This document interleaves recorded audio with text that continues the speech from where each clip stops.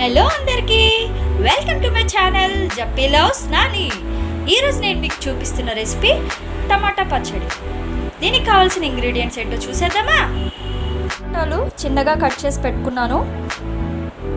ఈ టమాటా పచ్చడికి కొత్తిమీర ఎక్కువ వేసుకుంటే చాలా టేస్ట్ బాగుంటుందండి.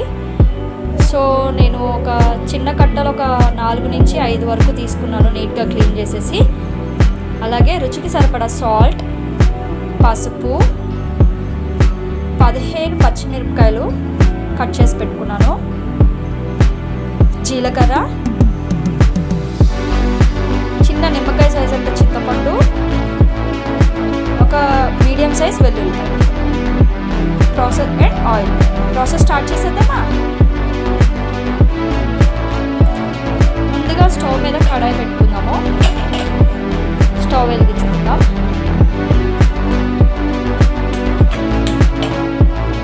దీనిలో 2 గరిటెలు ఆయిల్ వేస్తున్నాను.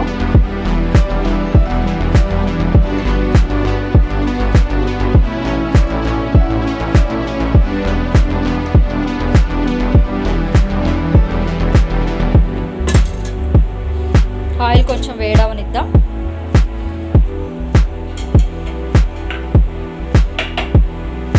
ఆయిల్ వేడైందండి. జీలకర్ర వేసేస్తున్నాను. ఒకసారి కలిపేసుకుందాం. అలాగే దీనిలో వెల్లుల్లిపాయ రెబ్బలు వేసేద్దాం. అలానే కట్ చేసి పెట్టుకున్న 15 పచ్చిమిర్చి వేసేసాను. ఒకసారి కలిపేసుకుందాము. కొంచెం వేగనివ్వాలి.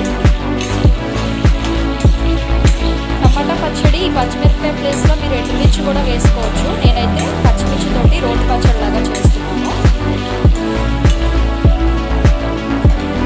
కొంచెం వేగనిద్దాము. మీరు ఒకవేళ కారం తక్కువ తినే వాళ్ళు ఉంటే పచ్చిమిర్చి ఒక 10 వేసుకోండి, సరిపోతుంది.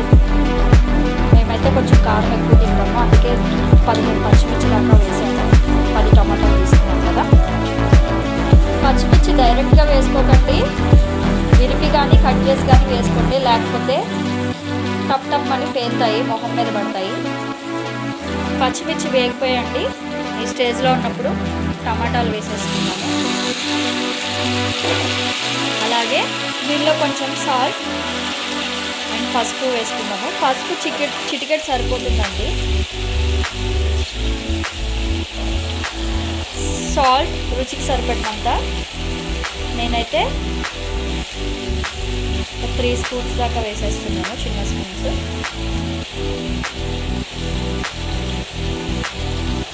అలాగే చింతపండు వేసేసుకుందాం. అలాగే కొత్తిమీర కూడా వేసేస్తున్నాను.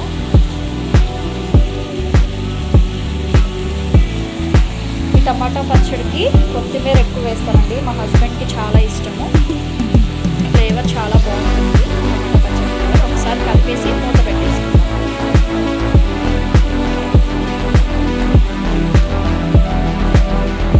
కొత్తిమీర వేసుకుంటే అంత టేస్ట్ బాగుంటుందండి. మూత పెట్టేసుకుందాము. మూత పెట్టేసుకుని మగ్గనిద్దాం.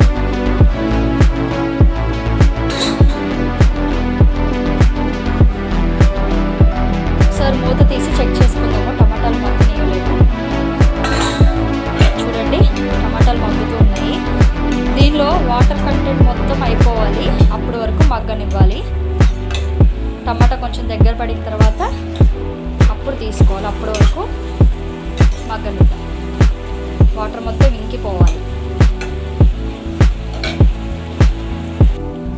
చూడండి, ఆల్మోస్ట్ టమాటా మగ్గిపోయింది, వాటర్ కూడా ఇంకిపోయింది.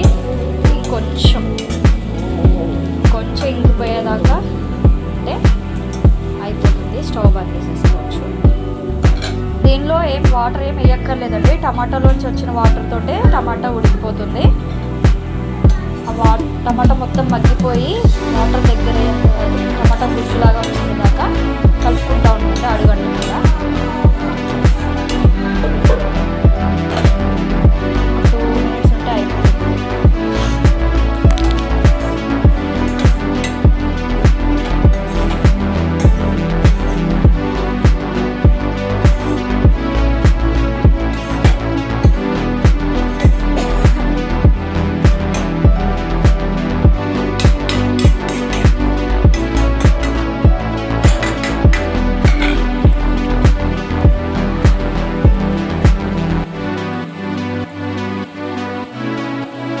పచ్చడికి మళ్ళీ సపరేట్గా తాలింపు ఏం అవసరం లేదండి.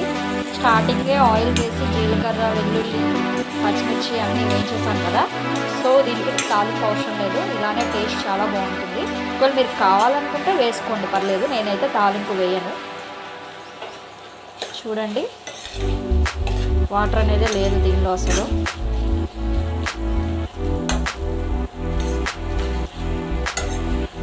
వాటర్ మొత్తం ఇంకిపోనివ్వాలి. ఆల్మోస్ట్ అయిపోయింది.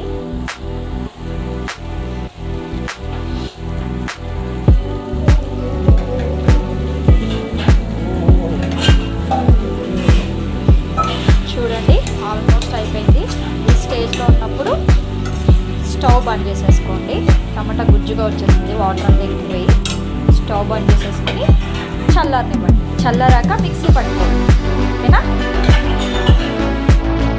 చల్లారిపోయిందండి, మిక్సీ జార్లోకి ట్రాన్స్ఫర్ చేసుకుందాము.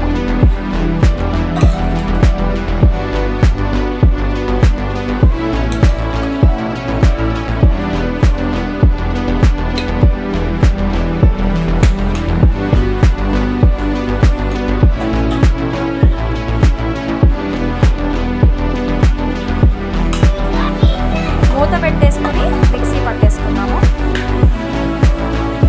మెత్తగా పట్టుకోకలేదు, మిక్సీ పచ్చపచ్చగా పల్సిస్తూ ఆపుతూ మిక్సీ పట్టేసుకోండి. ఇంతేనండి, ఎంతో టేస్టీగా ఉండే టమాటా పచ్చడి అనేది రెడీ అయిపోయింది.